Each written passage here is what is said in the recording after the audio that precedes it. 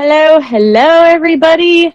Happy Wednesday. Thanks for joining us a little earlier than normal today. Let me know in the chat if you can hear me. I always like to know that I'm not just talking to myself because I've definitely done that in the past when I've started one of the shows. So, yes, happy hump day, everybody. Thanks for reminding us. Madeline. Keith, thanks for letting me know. Ganger, thanks for letting me know. It's always good. It's always good to know that we can all hear each other, or at least that you can hear me and I can see you. But yeah, everybody, I hope you're having a good week. I hope you're feeling well. I'm having a pretty good week this week. We had a big day yesterday. You might have seen on my social media, but it was a bit of an emotional day, but it was also it was just mixed emotions. It was a little bit of sadness and a lot of excitement. I've known for a while now that some of my dancers weren't going to be coming back for my upcoming tour. They told me this quite a while ago, and I totally understand. They've been with me for years. Little Miss Addie has been with me for 8 years plus, more than 8 years. And some of the other girls have been with me for almost 5 years now, I realize. They are ready to move on to like next chapters of life and all in their own ways. And I totally understand. And I just feel so lucky that I had them as long as I had them.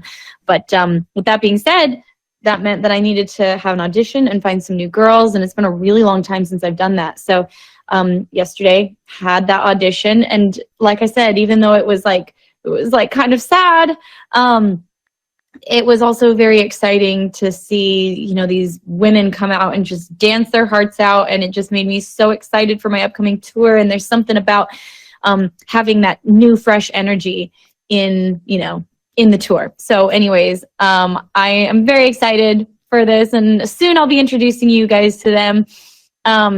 But yeah, so we see some questions about which one is staying. Taylor is staying. So yeah, Gengar said it right there in the chat. Taylor Gagliano is going to stick with me. She's going to become my dance captain, which is amazing. She's also one of my aerialists, so that's great. And we're going to train a new aerialist and get back on tour. Anyway, so that's exciting. Oh my goodness, silly me, I didn't enable call-ins. Okay, because why we're really here is not to talk about my dancers, but we're here to talk about the Gabriels. And so my guest today is Jacob Lusk, and he is the lead singer of the amazing group called the Gabriels. I've been listening to their music all morning, and it's awesome. I'm really excited for our conversation today. They actually just performed at Coachella this last week, so I'm excited to be asking him about that experience. And, they've got some huge upcoming festivals and, new music coming out soon, so all kinds of things to talk about with Jacob. But until we get into that, I'm just going to wait for him to call in. If you guys have any questions for me in the chat, are they leaving this tour? Keith is asking. Yes. So their last show with me, with all of those girls, was our last show, which was in St. George, Utah, like 2-3 weeks ago. And so, yeah, it's going to be a new group that you see on tour with me in this coming tour. But like I said, they are amazing, these new girls that I got. So I'm very excited for you guys to get to know them. And I'm excited to train with them. And they're going to keep me young because they're like, I think one of them's 20, another one was 21. And so I'm like, okay, this keeps me, it's going to keep me young, having to keep up with these little youngsters. Okay, well, Jacob is here. So I'm going to invite him into the chat right now. And I'm so excited to get to talk with him. So anyway, stay tuned, guys. I hope that some of you guys are coming out to our shows this summer because we're already getting ready. But here we are with Jacob. Just so you know, Jacob, you have to click the little microphone to unmute yourself. But how are you doing today? I am super good. How are you, woman of God? I'm so good. I can hear you loud and clear, and you've got, your voice has some great energy to it. I'm so glad to talk to you today. And I just have to mention, your profile picture is really awesome. Like, what does that look like? I picked that just for you. I think she would like this. It's from a magazine shoot we did for Clash in the UK. You know, it's Yeah. funny. It's I did a photo shoot for a magazine. My mind is blanking, but it was a UK publication, and I did it a couple of months. It was like last year sometime, and I'm wearing a very similar purple one of those. So I'm like, oh my gosh, Oh. I wish that was my profile picture because we would be twins. Twinsies. Okay, sorry. Yes. No, amazing. And I will say, you know, going off of this whole style conversation, you have amazing style. I was watching some of your music videos, looking at some photos of you, this photo. And then even at Coachella, not only did your performance get rave reviews, but you were named by multiple people in different public outlets saying that you were the best dressed performer at the event. So is style really important to you? Like, where does your style come from? How does it tie to your art? You're making me blush. So I'm a bigger guy, so finding clothes is a little hard sometimes. And when I first started, I was doing these like robes with like velvet slippers and sneakers. And my manager, when Andre Leon Talley died, he sent me a picture of Andre Leon Talley, and I was like, "Oh, that's it. That's the inspiration." And it's more of just, to your credit as well, because I did the research on you, woman of God. You also have really, really great fashion, and your shows are incredible from what I've seen. But for me, it's almost like honor and respect for the people coming to the shows. Like, I want to like show them that I really got dressed up for them, and like this is all for you. Like I'm here to entertain and have a good time and give you my heart and everything. So I just like to look fancy schmancy. At home, I'm in basketball shorts and t-shirts and my glasses because I can't see. But yeah. Oh my gosh, I love that. I love that. Yeah, it's out of respect. It's like, you know, when you stand up there on stage, it's like, you want to give them everything. You want to give them, show that you thought it out, that you care. It's like these people bought tickets. They found parking, you know, they let their hosts.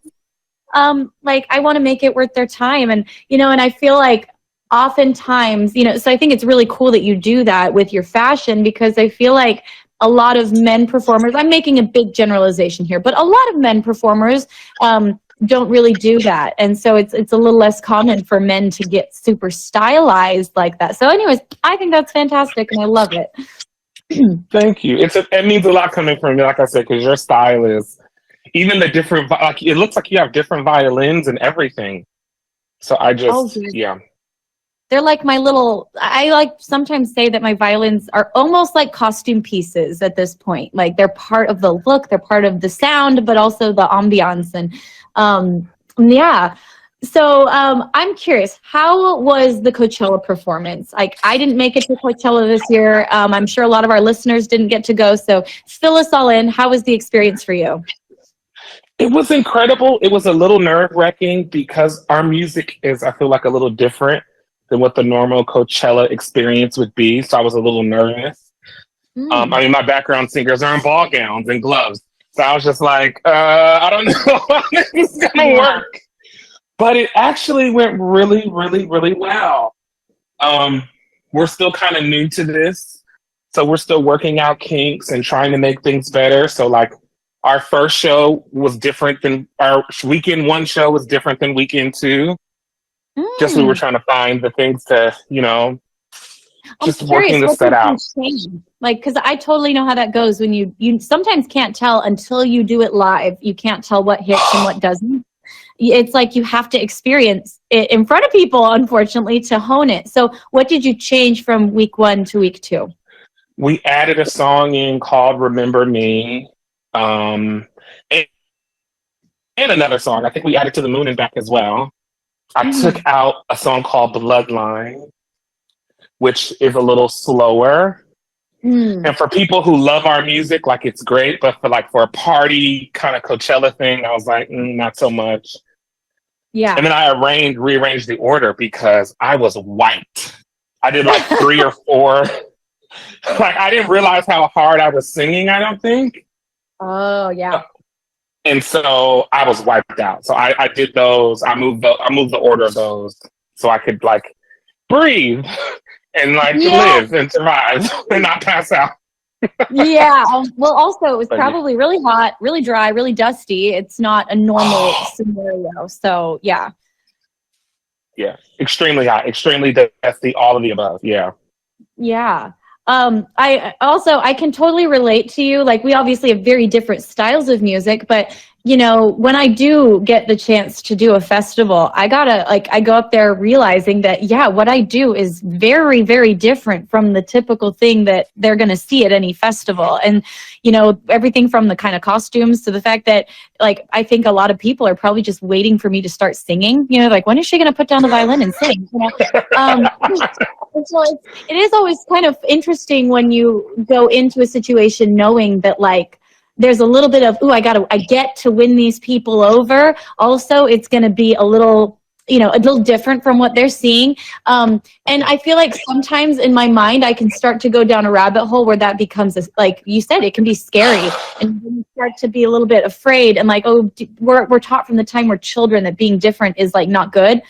And then there's the other part of my brain that reminds myself, like, no, this is a cool opportunity that you're different, that, like, you guys are all going to be in robes up there and that you're going to be singing a different style. Like, that gives you a cool edge. So how do you balance, like, the parts of your brain that sometimes have these conflicting voices? Or do you experience that at all?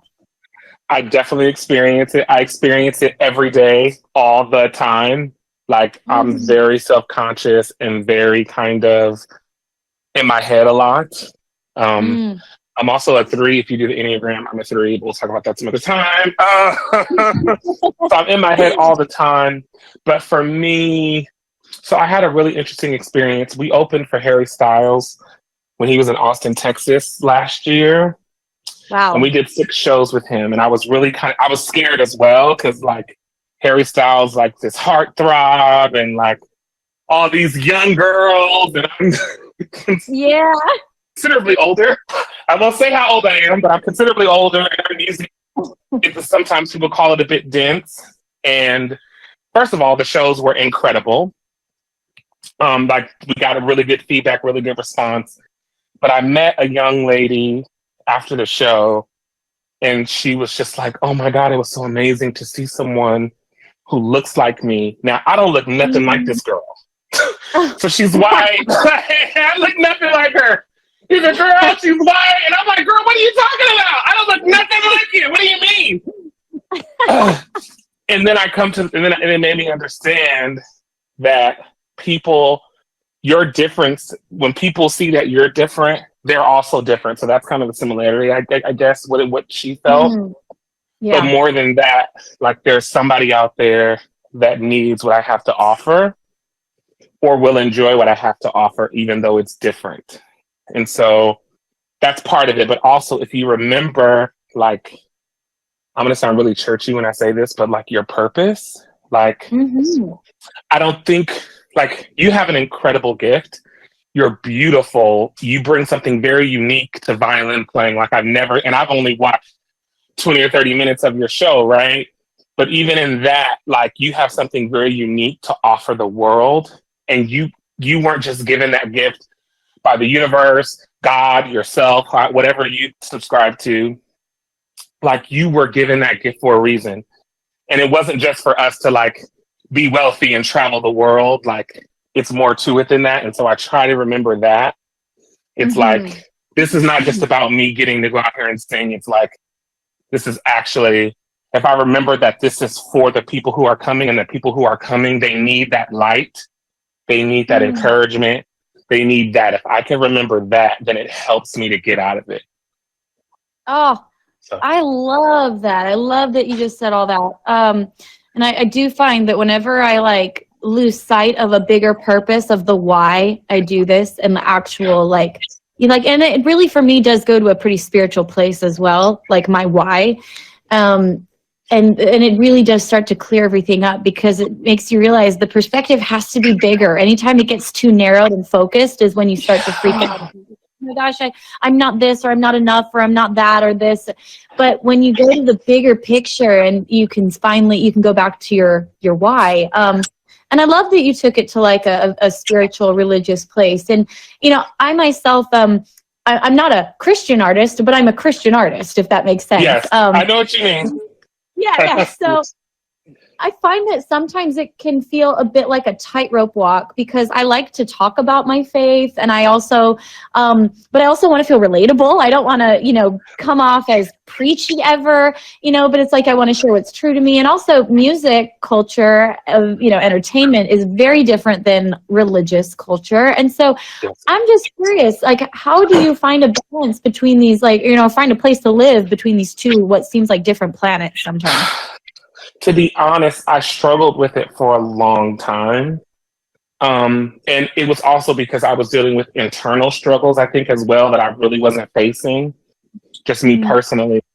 And then when I came to I came to a realization for myself, like this light bulb went off.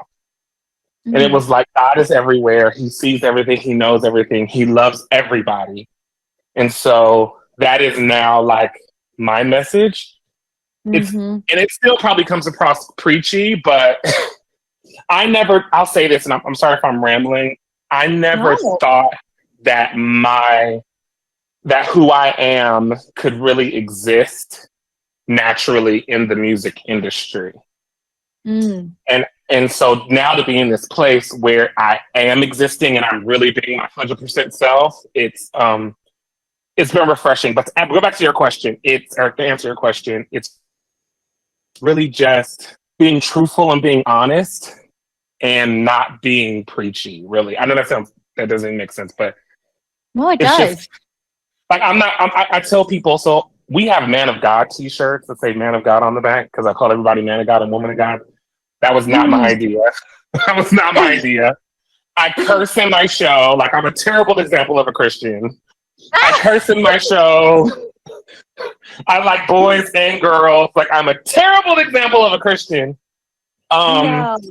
But with me embracing that and being honest with it, I think it actually allows my light to shine bigger, if that makes sense. So it's just, actually, I'm just like you. I have questions just like you have questions. I'm not a preacher. I don't have the answers to those questions. But what I can tell you is that you are loved more than you could ever imagine. And all of that stuff that you're worried about or that religion has you stressed out about, God doesn't care about that. And when I say that, it just kind of releases the tension out of the room, or releases the tension out of the conversations, because it's like, oh, really? I go as far to tell people, I said, even if you don't believe in God, he still loves you. And it's just like, it releases like all of the tension. It's like, oh, well, damn, yeah. I'm about to argue with you about anything. It literally just, it releases it. Absolutely, because it takes away this idealism. And I think that's one of the things where religion gets a bad rap from, is this idea that there is an ideal Christian, that there is the right way to do everything. And so when someone stands up on stage and says something that isn't considered by maybe the masses to be the ideal, it does kind of take down a wall to be like, hey, like, who even decides what the ideal is? Like, I'm showing up for what I am. And I think that's really beautiful, because at the end of the day, in terms of Christianity, the whole message is based on this idea that Christ loved everybody. Like, that's the message, That's what the message is supposed to be. But exactly. I think, things have happened but that's okay. So I choose to focus on that. I share the love everywhere I go, even in my shows now. We have like a little moment. And I say, look at your neighbor and tell them if you love somebody, you should tell them every day. And I tell my bandmates I love them. I tell the audience I love them. So we have this kind of love exchange. And so I've just found that the most success I've had, and I've done reality shows, I've had deals here or there. The most success I've had is me living and moving how I'm moving now. And it's been free. It's been completely freeing. Did it take you a little bit of time to find that space? Like, I even feel like for myself, like, kind of finding that balance between how to, share my beliefs, like just my truest version of myself in an authentic way. It kind of took me some time to figure it out. And I'm sure I'm still figuring it out, even though I'm comfortable. But did it take you a while to kind of find that balance? Absolutely. Well, and I'll tell you what happened. I ended up kind of taking a break from the music industry. So Mm. Gabriels happened kind of by happenstance. I had Mm. been in and out of music deals that weren't really, going great. And I hadn't put out any projects. So, like, I was signed, but nothing ever came out. So, like, so, and I wasn't even signed, but, like, just nothing was really happening. And so I ended up Yeah. getting a full-time job. And I was working at a church and like doing gigs and shows and corporate things, doing plays and theater. And then I just started working with Ari and Ryan kind of on the side. And How they did you kind of, meet them? they needed a choir for a commercial. And my aunt wanted me to take the church choir. And I was like, oh, heck no, I ain't doing that. Do you know who I am, girl? I'm not about to go up here and be with the choir. I had just done a national commercial for a car brand, and I had just done all this big stuff. So I was like, girl, do you know who I am? I'm not doing that. Yeah. And then, and then she made me feel kind of bad. So I took the church choir. I didn't even sing in the audition. I just directed the choir. I'm a little intense when it comes to music, so I'm a bit of a strict director. And so they ended up booking the choir. They had a couple sessions. I didn't go to the sessions because I was just like, well, y'all got the gig. Now leave me alone. They stopped me. They showed up at the church one Sunday and they set up a remote studio at the church. And I was like, okay. Wait, Ryan and Ari did? Yes. Oh my gosh. Because they were like, I guess the people in the choir were like, you have to hear him sing. He's the one that does everything. Because, they're, plumbers and hairdressers and retired people and like, they're normal kind of working people. They're not professional musicians. Right. And so I did the session that they popped up at the church. I sang at the church. And then maybe a few weeks went by, we did the project. And then Ryan invited me out to his house in Palm Springs, which I was very nervous about. If you know anything about Palm Springs is like party town. Mm-hmm. And Ryan's this kind of big, buff white guy with tattoos. And I was just like, big, buff white man wants to stay at his house in Palm Springs for a week. I think I'm going to pass. But something in me told me to go. And so I went. It was nothing funny. It was nothing because I'm sober. So I don't drink or anything like that. And but I went ahead and I went. And, a few years later, we just started doing music. And then they used our music for like a Prada film. And then, it just kind of grew from there. And I was still working. I did a interview with Elton John. So I had to like take off work. And they're like, what did you take off for? I was like, oh, I have to do this little thing with Elton John. And they were like, what? And so, but in that, there was no desperation. You know what I mean? There wasn't this, because the times before I was like, I got to do this because I got to make it. And I got to try this. And in this situation, it was like, take it or leave it. I'm going to just do what I feel. And I had my job. It was a running sunglasses brand. Shout out to Gooder. And they paid me well. So in order for me to leave my job, like it needed to really be worth it. I had benefits. I had like unlimited vacation times. It was like set up for me to kind of just force me to be myself. Yeah. It gave me the space to be that. Oh, it's amazing. Okay, let's back up a second, though. You shared so many cool things through that experience, but I was like, oh, I'd love to, want to touch more about that. Let's go to the Elton John interview, which is just amazing. And I know he's been a champion of your group for a couple of years now. So what was that interview experience like? And then also, are there any aspects of Elton John's career that you have been inspired by? I'm inspired by him in general. First of all, he's an angel. He is the nicest, most sweetest guy. I'm so happy I feel like, I don't know if he's always been that way, but he is so kind. He's so genuine. Even the fact, so he has a radio show and he purposely makes sure that he plays new artists. Oh, and I've worked with kind of legendary artists before, and they kind of sometimes shun younger people and new people, but for him to go, actually, come on, I'm going to put you guys on my shoulder and I'm going to play your music and I'm going to, let you do this and do that. And it's been really amazing. I'm really grateful for it. But yeah, he heard the song, he played it on his radio show and he interviewed us. And it was weird. It was crazy. Yeah, Which was I'm like, sure that was very odd being interviewed by someone like Elton John when you're like, wait, shouldn't we be interviewing you? Like, whoa. What a yeah. crazy And it thing. was, yeah. Okay, so you have the second part of your album is coming out soon, right? Or the Yes. part two. And okay, I'm so curious. What made you want to do these two albums that were like part one, part two? Did you know that when you wrote the first album that there would be a part two to the album? Yes. So we had pretty much finished like 99% of the writing by the time the part one came out. We still have been considering maybe Wow. adding stuff to part two, but it was a lot of songs and it was really dense. And Mm-hmm. I think our thought process was like, it's like if you go to like a really nice restaurant, like if you get wine and a cocktail and an appetizer and the salad and the soup and the entree and the dessert and the coffee at one time, like I think it just feels overwhelming. Yes. Like this is too much. And so we was like, let's split it up. Oh, I love Cheesecake Factory. But yeah, it's true though. You usually have no room for the cheesecake because you ate too much of the bread at the beginning. Anyways, the brown bread with the butter. yes, I could live on that. It's so good. Little tip, ask them to soften the butter or bring you melted butter. Oh, pro tip right there. Okay, will do. Yeah, So change the good. game.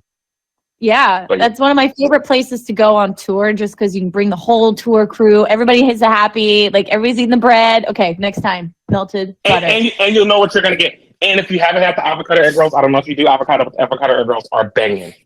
They are a favorite. I love those. Okay, sorry, but back to Angels and Queens. That's the name of the album. So you had all these songs, and so you decided to kind of divide it up. Yes. So we divided it into two parts, and we've actually pushed the date for the second part back. We're going to release it after we do Glastonbury this year. It just felt like that was the right thing to do. Like Glastonbury was a really big moment for us, and we're hoping for another big moment this year. So we pushed it back to after Glastonbury. But yeah, it's exciting. Okay. So you're playing Glastonbury and Lollapalooza. Are you doing Chicago Lollapalooza or the Paris one? We're doing Chicago Lollapalooza. Oh, man. Yeah. So cool. I'm excited. I'm excited. I love Lollapalooza. I was going to say I'm bummed because I'm playing Paris Lollapalooza. I was going to say we could do no, next time. I could have worn my purple thing too. Yes. So what goes into preparing for your shows? It's a lot. We have background singers. Ari actually plays the viola. Oh, yes. So he plays the viola. So it's, we go over the arrangements. Typically, I rehearse with the girls maybe a week or two before the band starts. Because I do the choreography right now because. Oh, you do? That's amazing. It happened by accident. So when we did a performance for Jules Holland, which is like, I guess like the UK version of Tonight Show. I don't know how to explain it. You may know what Jules Holland is, but and so we did it remotely, and we had 6 background singers, and I was like, we can't just stand there. So I just came up with choreography on the spot. And then it just kind of became a thing where everyone was looking at me to do the choreography. So I just kind of kept it going. It's funny how that happens, how it's like you do something out of necessity and then you realize, oh, I can do this. And then it becomes one, like, hard to then pay somebody else to do it. But also you just kind of start to know how you like it. And it gets harder and harder to give those things away once you've done that. Yes, because they were like, oh, well, Jacob, we can just have a vocal coach come in and get the background singers together. And I was like, absolutely not. I did it before. Yeah, and then you know how you want it. And I totally agree. It becomes a thing. I know that feeling. But so, wow, 6 female backup singers. That's amazing. Yeah. But now we're down to 3. We're down to 3 now. 3. So Okay, so 3 for Glastonbury and Lala. And is it the kind of background singer dancing when I'm trying to think of like, is it like Diana Ross and the Supremes, like that kind of thing where they do the snaps and the like, is it that kind of dancing? It's like in between that and Tina Turner. It's like in between. Ooh, so fun. I went to John Legend's show a couple months ago and he was great. Like, he's amazing. And my managers are probably listening. They manage him as well. So they're like, Lindsay, what are you going to say? But I could not take my eyes off. I could not take my eyes off those backup dancers. They were so cool. And they did that kind of dancing. And it's mesmerizing to watch. Anyways, love it. Yeah, I've heard he has an amazing show. And just movement in general, because I feel like you dance quite a bit as well, woman ago. And it's just something about... Yeah, I did a little research. I said, oh my God, she dances too? Oh, thank you. That's half the fun for me, is like adding the movement. And so that's probably why my eye always goes to that. Is I'm like, what are they doing? Like, the choreography, how creative is it? Like, I just love that. So yeah. Do you move quite a bit when you perform? I do. I didn't realize like how hard, because I had a few months off. So getting back into the swing of things, but I do. I'm like usually sweating and I'm more workout on stage than I get day to day for sure. But yeah, it's amazing. Yeah, and to sing while you're moving around and exerting that much energy, like I'm at least glad that I don't have to worry about my vocal cords and windpipes, like in air. If you could hear what's coming out of my mouth, it's like but usually no one can hear that. So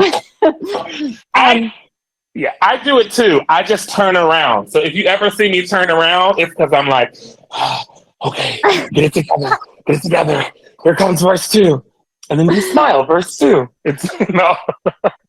Oh my gosh, it's like those memes of backup dancers, like when they're facing the audience versus when they turn around to the back of the stage, like for a moment. Yeah, I love those memes. It's so relatable for anyone who performs. So we had a fill-in drummer, because the drummer's usually behind me. We had a fill-in drummer, so I was turning and looking at him, and I had this crazy look on my face, and he thought he was in trouble or that he had messed up. And I was like, no, you're just right there. So when I turn around, he was filling in. So it was, yeah, I totally know what you mean. That's hilarious. He's like freaking out every time. You're like, no, this is my recouping face. I'm trying to get it together. Like, this has nothing to do with you. He thought I was mad at him, and I was like, no. Oh, that's so funny. This is a random question. Speaking of like making faces on stage, do you ever like those moments when the audience can't see you, like when you turn around, do you ever make fun faces at your band or your dancers, or like, I don't know why, but I find that really fun on stage to try to make little faces when I know the audience can't see me, but I almost try to make the other people giggle a little bit. Do you ever do that? I'm going to try that. Usually when I turn around, I'm either really, really tired, or something has gone wrong, or something has. Oh my God. Yeah, we don't like that. No, my drummer has this thing where he and I try to make each other laugh, and he'll always like look at me cross-eyed or something mid-set. Just little things like that when the audience can't see you, but it's like a moment where you try to catch the other person off guard. I don't know.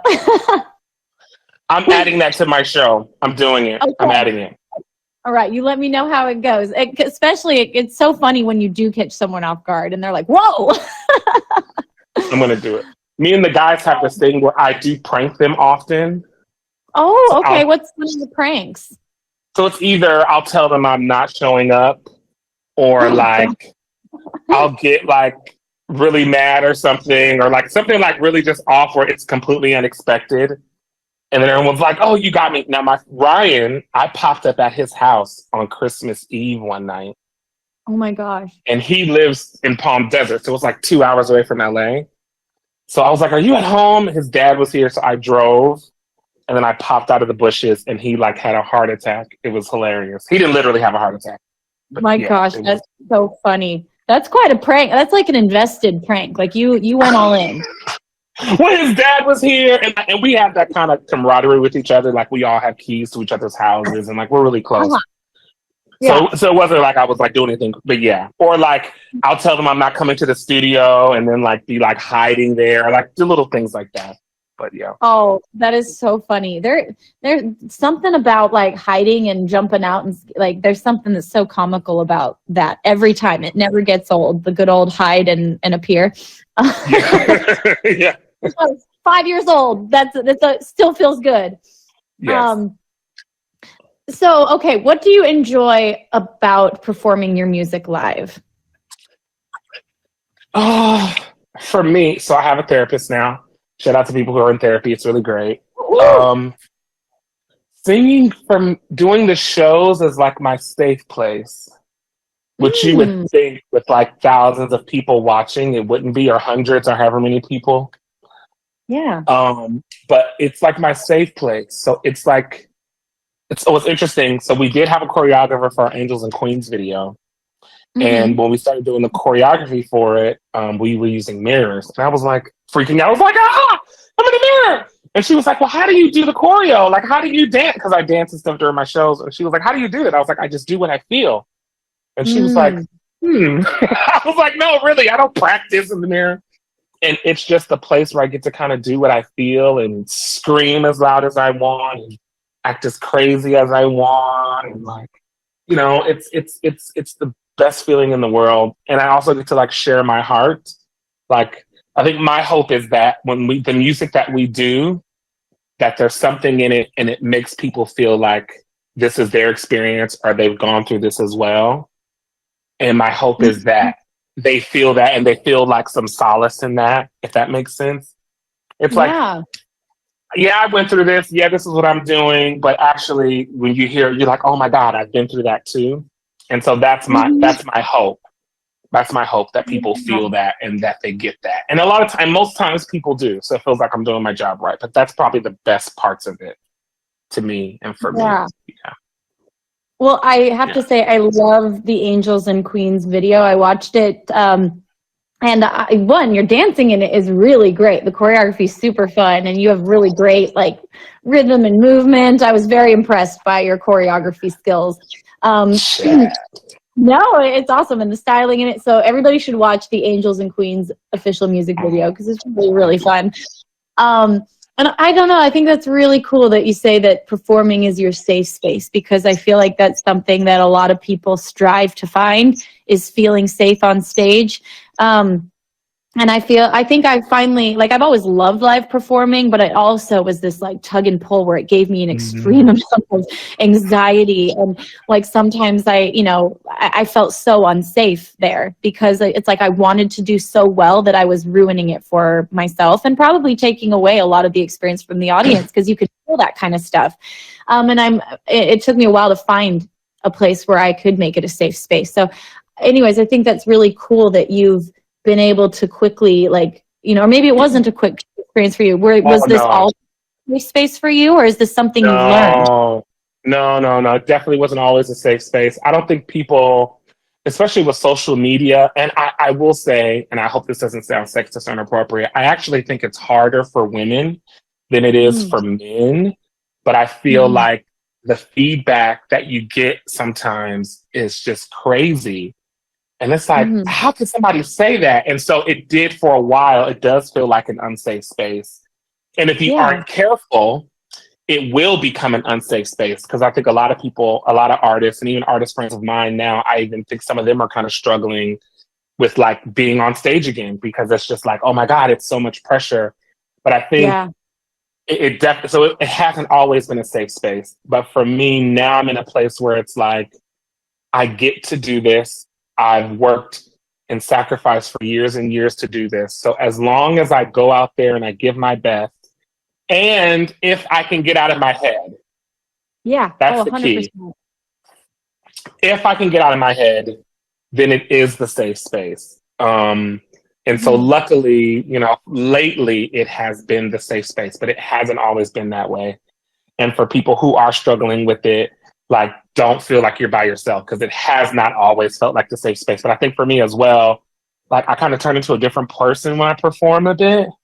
I'm a square. Like, I'm such a square. Like, I'm like a little, I'm Millhouse, or what's the other guy on The Simpsons? The kind of awkward short guy on The Simpsons. I'm like him. I'm super awkward. What would you say? I'm sorry. I can't remember his name, but I know who you're talking about. Yes, and there's like a gif of him waving at Lisa and rolling down the hill at Lisa. I'm that guy. I'm super awkward. I'm shaped like a mushroom. Like I'm super awkward. But the stage is where I get to kind of do all those crazy things that I never would get to do, and so that's what I've called the space. And I'll say this: we have the power, right? And not even like in a church way, but like we have the power to call things and dictate what things are. Like, even you said something earlier, you changed your language. I get to do this. I get to do that. So for me, it was like a language change of like, actually, this place, oh, okay, sorry. So there was a technical issue. It said this place gets to be the place where I get to do all the crazy stuff that I wouldn't normally do. I get to go for the note that I wouldn't normally get to go for. I get to do all of those things. So I changed my language to that. I changed my language to, actually, Jacob, you're not just a little church boy who sings at church. Actually, you're a rock star. Actually, you can be like Tina Turner. You can be like Freddie Mercury. So I just changed the language for myself to make it that. And luckily, I'm really grateful. The guys in my group are really supportive, but also like my management is really supportive. Like, they speak life into me, and I think that's really important too, who you have around you. So my management is constantly, and it's what I need. They're telling me that you're great, that you have a great voice, that you can do this, that you're amazing. So if you get that kind of reinforcement, and our crew, like our sound man, Johnny Mac, our in-ear guy, Kieran, even our tour manager, like everyone's just really, really supportive. So it feels like, I don't feel like I'm by myself. I feel like I can be all of those things. Sorry if I'm talking too much or rambling.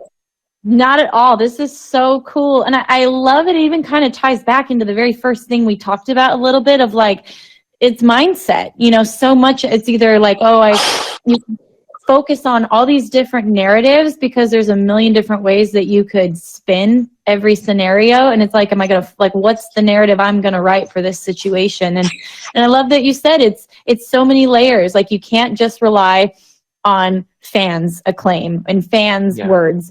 You can't just, it's helpful. It's also helpful to have good people around you. You need that support system, but it's not enough by itself. You also have to have your own internal definition and mindset and perspective. You need all those layers to work together and to like choose what you're going to believe about yourself. So anyways, I think that's so wise. Well, no. And even to add on that, I don't think we understand the power that we really have. Like, and not to go down a religious thing, but almost all religions, even the ones that are not speaking of Jesus, they all talk about the power of the mind and the power that you have. Even people who are atheists, like, so if you understand and know that you have the power to say what you want, and it will happen. Like, if you just believe, like, as corny as that is, but I believed 7-8 years ago, I used to joke that I wanted to be the Beyonce of a boy band. I never thought I would actually be in like I'm actually in a boy band. Like, I would say, I'm going to be in a boy band, and it's going to be 3 of us. I'm going to be Beyonce. Like, my best friend, he calls me Beyonce, like, literally. Like, and not me trying to be Beyonce, but it's just like, even playing Glastonbury. I used to sit in my living room and I would go, Glastonbury, are you ready? You know what I mean? So, but in that same way, you can use that same thing for, I want to lose weight. I want to do this. I want to get that job. We have a song called Bloodline, and I'll stop because I'll talk forever. We have a song called Bloodline, and I grew up in Compton. My mom was on welfare for a short amount of time. She eventually got her college degree. My life is not as bad as a lot of people, so I don't want to make it seem like I have had a horrible life. I had a pretty good childhood. But my mom wanted me to go to school and be a doctor because, we didn't grow up with a lot of means. So it's like, you're smart, you're educated, go to college. you're going to be a doctor, you're going to make it out of the hood kind of thing. Yeah. And to even choose a different path, right, wasn't easy. Because my mom was like, you want to do what? Oh, no, you tripping. You out your mind. You're going to take all Mm-hmm. this tutoring and all this money I done spent on tutors and SAT prep and ACT prep and all this. And you're going to, you're going to go do this. I pay for private school for you to go drop out of college and sing. But I think you can be like, just because your mom was a doctor, or just because I saw this thing on TikTok and it said alcoholism ran in my family until it ran into me. And it's not just that, it's not just the bad stuff. It can be even the good stuff. But I said all that to say you have the power to make your life whatever you want it to be. You literally do. No matter how low you may ever go, there's not anything so low that you can't get out of it. There's not any situation so bad that you can't get out of it. There's not any relationship. There's nothing that you can do that's so bad that you can't get out of it and make your life whatever you want it to be. Even from a performance, right? I've slipped and fell and busted my pants open in a performance. Like literally slipped, fell, and literally popped my pants open. I went backstage, changed some clothes, came back out, and killed. So and it's funny because, well, anyway, sorry. I love everything you're saying. So never say, oh, I'm talking too much, because I could listen to you talk all day. And I think that even everybody in the chat is saying like, oh my gosh, like I need to hear this. Like everybody needs to hear a champion for them sometimes, reminding us, because it's like we all know this and we've all heard it. But then when you hear someone who actually believes it and who's sharing it as passionately as you are, it reminds us all that like, yeah, no, this is true. And I believe this for myself and I've seen it in myself. And because like you said, if you believe that, and you can see it and you can imagine it and dream it, like you never know the things that will come to fruition as much as like you being the Beyonce of your boy band today that you dreamed of, Yeah. So beautiful. And to be clear, I wasn't trying to be Beyonce. Like Beyonce is who she is, and like I'm Jacob from Gabriels. But I just you can literally and for people as well. I think sometimes we give up hope. Even for me, I'll say I gave up hope, and maybe I didn't give up completely, but there was a part of me that was just like, maybe this is not going to happen for me. I'm too old.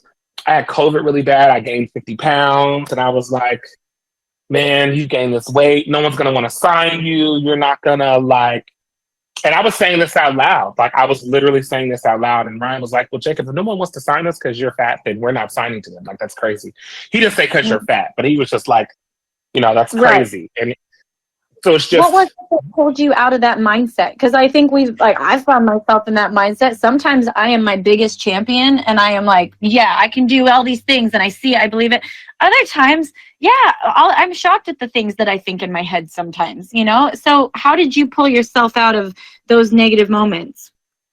I don't think you ever fully pull yourself out. I don't want to sound like a negative Nancy, but for me, it's, I won't say it's always a struggle, but I have days where I still think that. Like, I still think, is the album going to be successful? I still think, oh my God, is the tour going to be okay? Oh my God, we didn't sell enough tickets. Like, I think it's I won't say an everyday thing, but I think you're always going to have those moments where, at least for me, I think I'm always going to have those moments where I feel like that, or maybe I don't feel like I'm good enough, or maybe I feel like it's not that. And you just have to sometimes gently remind yourself and, that, hey, actually, it's going to be okay. Actually, I can do this. Actually, I was made for this. I was actually born to do this. Look at all the stuff I've done so far. Sometimes you got to give yourself a pep talk. You got to encourage yourself sometimes, But for me, it's always, I won't say always a struggle, but it's always a thing for me, for sure. Well, I think that's really nice for myself and everybody to hear. Like, it takes constant effort to be an optimist, especially when there's a lot of things out there constantly reminding you why you can't do something. You have to be reminding yourself why you can. And that takes, I honestly think it takes daily effort for me to stay in a pretty positive mindset. Not to say that I don't think I'm a pessimist by nature, but the world and this industry often make, like, all the things you mentioned, I think almost on a daily basis of like, oh my gosh, is my album good enough? Is my, yeah, my tour, is my show enough? Like, all of those things you worry about. And so, yeah, I love what you said. You have to be the one to give yourself that pep talk. Yeah, and it's like I said, it's not going to be easy, and also I think we have to deal with our traumas. So a lot of Mhm. times, someone might have said something to you when you were younger, and you're still holding on to it. Or like I had a lawyer tell me, 10 years ago, well, 12 years ago, 2011, 2012, 10 years ago. She said, no one's ever going to sign you unless you're doing Christian gospel music. Mm. And I think internally, I carried that for a long time. Yeah. Even and subconsciously, I let it eat away at me. So I think a lot of those things and clearly I'm not doing gospel music, baby, because this music is, I'm cussing and talking about all kind of stuff. So, but we allow them. Yes, I'm being mean. But the traumas that we've experienced, and also I would say give grace to the people who aren't supportive, because a lot of them, like my mom did not want me to do music because she didn't want me to sing or she didn't want me to be happy. She knew that music was not wasn't an easy process, and I was a really intelligent kid. So my mom didn't want to see me struggle. She didn't want me to have to struggle like she struggled, right? So based off her experiences, my dad was in music. So she saw him struggling. She saw him struggling with drugs. She saw all of that. So this is like, oh no, my son's not going to do that. He's going to do the complete opposite, right? So, giving grace to those people. So not being mad at them, because I know I have a lot of friends who's like, oh, I don't talk to my mom anymore because of that. Giving grace to them. That I don't mean you got to accept their behavior. You got to accept their behavior. But know that it comes from a place. It all comes from a place. Sorry. Totally. No, and I actually have a question for you, because I'm not sure how your experience was in this particular venue, but we both share a common history with going through the reality TV talent competitions. Years ago, I was a contestant on America's Got Talent, and I know that you did American Idol years ago. And those shows, they can be a great opportunity for exposure. However, they can also provide some really challenging experiences. And so what did you learn from your time on Idol? I will say this, because there's so many all kind of crazy stories people write. Idol was a great experience for me. Like the actual cast and crew of Idol, the judges, the producers, the camera people, they were all great. It was hard kind of growing up, because all I did was sing at home and at church, right? I did a little play here or there, but and I was writing for people. But to go from like no one knowing you to like millions of people, like my grandmother was getting stopped in the bathroom, like not even like I was as well, but like my grandmother was. So if my grandmother was getting stopped in the bathroom, like you could only imagine. It was hard. It was hard because I was under this microscope. Yeah. And people say just some of the meanest things. It's just like, you really thought this up to say this to me? You really thought this up? And not only does it seem, you heard me say this earlier, I feel like it's harder for women, because to see the things that they were saying about my like female counterparts was just like, oh my God, how could you say this? Like, what is wrong with you? Like, are you crazy? What pain are you listening? Oh my gosh. Like, you can never say this. But I'm grateful for it, because the guy who won my season, he's amazing. His name is Scotty McCreary. He was a young person. He was like 16. He was there with his mom, and he didn't really want it that bad. He wanted to win, but he wasn't going to do anything they asked him to do. And he just was like, I'm going to be myself. And if they don't like it, Jacob, they can suck my boot. And he won. And for me, it was a reminder. It took me a while to get this lesson of like, actually, baby, you should just be yourself. Sing what you want to sing, do what you want to do. And that's my only regret, is that I let the noise cloud that. I let the noise of the world, the noise of what I thought people wanted me to be, like I let that affect me, even suck out the joy of what could have been a more enjoyable experience because of all of the noise. So that's for me. It's like quieting the noise and just trying to enjoy every moment, because I was having big moments, like singing with all kind of people. Just, I'm on red carpets with J Lo, and we just hobnobbing like I'm really a celebrity, and I'm not. But it was just, that was my thing of like, okay, I really should have just been myself and not been scared. But honestly, I don't even know if I knew who I was at that age. I was still kind of figuring it out. But yeah. Yeah. I mean, it sounds like you learned a lot from the experience, and it's like, I feel like that's the best takeaway you can even have from one of those shows, is like, it's kind of a trial by fire. They throw you in the deep end, and even if you can kind of swim your way through it, like, I think that's a win. If you can at least keep the experience, you came out on top. I have a friend now, and she was married to someone who worked on the show, and she was like, anybody who has survived this show deserves like all the money in the world, because if you can make it through all of that, you've done an amazing job. And congratulations to you for creating an incredible career after it, and not allowing it to deter you, not allowing it to like to see that you kept going and you created this amazing career is no small thing, because you were on the show. So, there are so many people who go back to their hometowns and they kind of, they give up. They don't, do it. So I'm happy to see that you're in here and you're thriving and you're doing it and you're being the superstar you were created to be. Oh my gosh. Well, thank you for your kind words. You were just so generous with your words. So thank you so much. I want to, before I lose you, I don't want to keep you much longer, because you have also been so generous with your time and chatting with me. But, I want to go back to the fact that you do have an album coming out soon. It is part 2, kind of following up on your first album of Angels and Queens, right? Yes, Angels and Queens, yes. So can you tell me, like, is there anything you want to share about kind of the inspiration of this album and where it came from? So the title is a multi-meaning title. During the process, I lost someone I was dating during the writing process. They found my god sister in her apartment. Ari lost his grandmother and his aunt. Ryan's mother passed away. She had cancer. So we experienced a lot of loss. Oh my gosh, I'm sorry. No, it's okay. That's part of life, unfortunately. We lose sometimes. We lose things, people we love. And so that's kind of, it inspired us to say, well, these are our angels and our queens. And so our album is somewhat of like a love story to them in a way.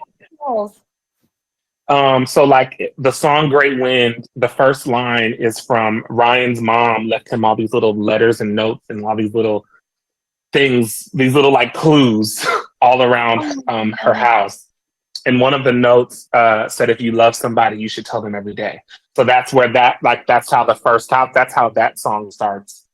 And so Glory says, I might be down right now, but I'm in deal with what I got. But it starts with, let me tell you the story of a girl up in glory. And I think it's just, so it's a tribute, it's a love letter to all the people who we love and who've kind of helped us through this process. But it's also like a note to everyone. So I have a friend, her name is Celeste. She's a famous singer in the UK. And when I met her, I called her woman of God. She's like, I'm not no woman of God. Boy, I don't do all that. No, well, she didn't say it like that. She's quite British. So it was more, quite proper. Yeah, a little more class than we have. Yeah, it was very proper. It was very like, oh, I'm not quite that way. It was like that. And I said, no, like you're a God in the earth. You are like made in his image. Like you're powerful. You're all those things. And so it's also like a reminder to like everyone who's listening, like we're all angels and queens. We all have the power to create whatever life we want, despite what happens to us, despite what we go through, despite the losses that we have. That circumstance doesn't change that. Just because you have a bad time in your life, it doesn't change that. Just because you're going through something right now, it doesn't change that. So, yeah. That's beautiful. Well, I love that message. And I as well have my angels up there. It's funny, you have your queens. I guess I have my kings. I lost two of my favorite men in my life. And I now find all these little signs in my life that let me know that they're still with me and that they're looking out for me. And, you know, it's been long enough that now I have all these memories that now fill me with warmth, and the little signs I get, they don't make me sad anymore. They make me like joyous when I see them. And, anyways, I think it's really beautiful that you have made an album that's a love letter and an example of faith and connection and hope. So that's really, really beautiful. Yeah. Thank you.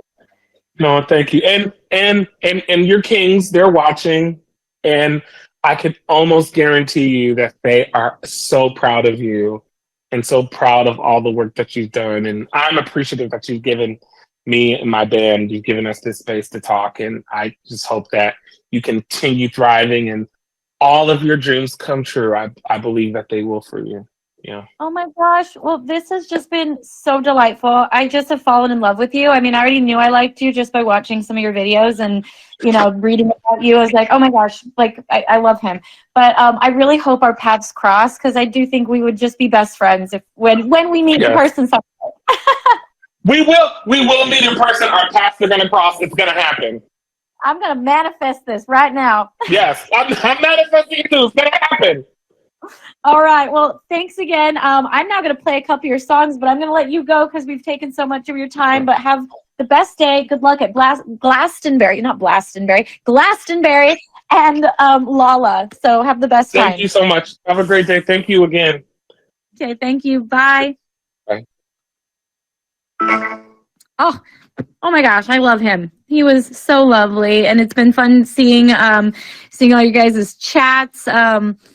I love this one from Mandalee.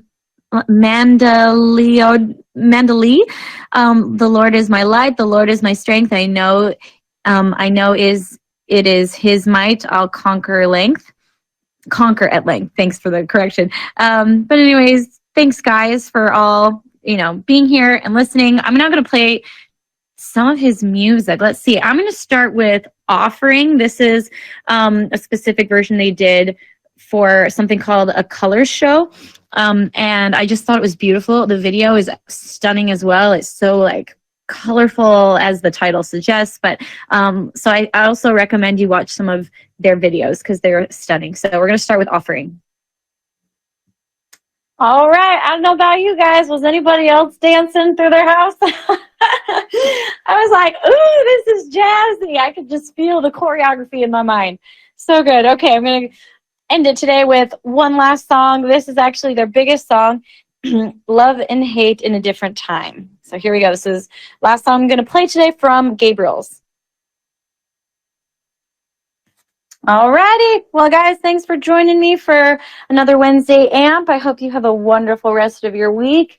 Wherever you're at in the week, don't worry, you're halfway through. So if it's a hard week, you're halfway through. If it's a great week, you still have half of it left. But I hope you felt as inspired today as I did. I'm like smiling. I feel like I really needed that conversation today. A friend even texted me and said, hey, I think your angels were talking to him. He was put in your life today for a reason. So anyways, loved it.